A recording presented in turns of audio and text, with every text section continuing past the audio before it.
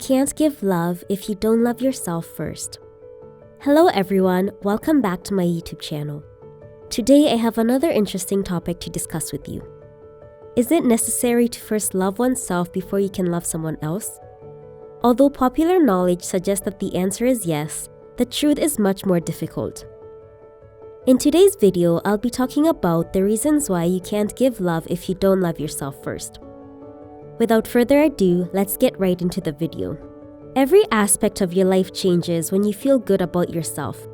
You're well aware that you're valued and that you have a lot to give. When you are in that state of mind, it radiates. You grow picky in who you associate with as time goes on. Life gets more comfortable. Love yourself first is a phrase you've probably heard before. With all due respect to those who use it as their daily mantra, it's not all that beneficial on its own.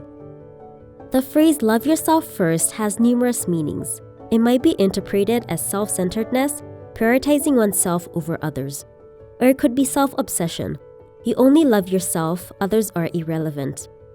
But this is about love. Love is not a bad thing. It does not take from others but provides completely. Love is about compassion, respect, and good intentions. In fact, loving oneself is the healthiest way to love others. There is a lot more to self-love than simply booking a massage or saying lovely things about yourself in the mirror. In reality, self-love is a labor of love. The parts of yourself that you'd prefer not to think about must be examined honestly and thoroughly. After that, you must find a way to honor and love those things rather than just accept them. Is it really worth it? Your mental health, happiness, opportunities, and relationships all improve when you learn to love yourself. It's safe to argue that loving oneself makes it easier to love someone else and vice versa. The more you accept and appreciate yourself, the more probable it is that you will meet a mate with whom you can share a life of love and passion. When you're turned down for a date or are rejected as a result of your appearance, it is less of an overwhelming failure. You can open up in relationships because of your self-acceptance and positive outlook, yet you're also comfortable with being alone. In other words, when you feel a genuine connection, it is not fueled by an overwhelming need for acceptance or affection. Contrarily, if you don't feel others can embrace and love you if you aren't loving and accepting of yourself, it may be difficult for you to believe others to do so. You may remove yourself from others in order to avoid being rejected if you feel you are imperfect. However, you can go all out in the hopes of gaining their trust and fostering intimacy, even if that means masking your true self behind an artificial persona. That's not the only way to become close, but it's the one that feels best in the moment. Anxiety and worry can also obscure your judgment of others, enabling you to overlook their shortcomings and exaggerate their favorable characteristics.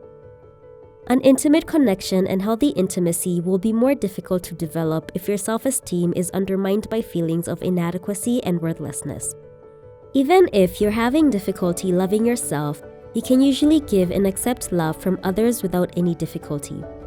Even if your own self-doubt is quite strong, it is feasible to believe or at the very least contemplate trusting someone else's positive thoughts of you. Another advantage of being able to see someone clearly is the possibility of developing a genuine bond with them. Over the course of a relationship, unconditional love from your partner may assist you in overcoming your concerns. Seeing your lover for who they genuinely are, with all their flaws and all, and remaining in love with them is also conceivable. By choosing to view your partner for who they truly are, it is possible to remain in love with them, if not even more so. Thank you for your attention.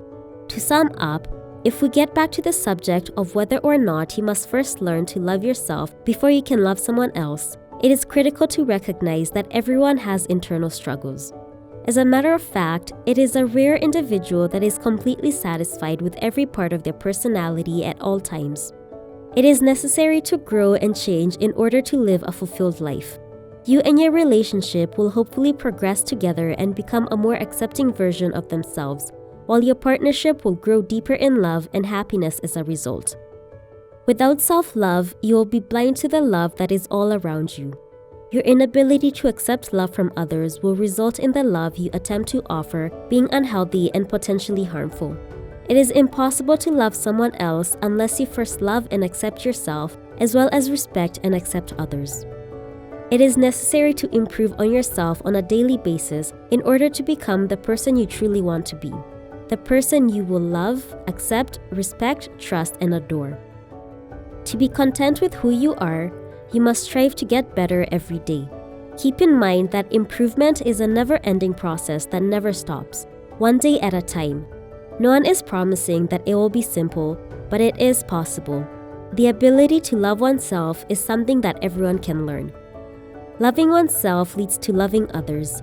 Love yourself first, and then you'll be able to love others sincerely and completely. We have come to the end of today's video.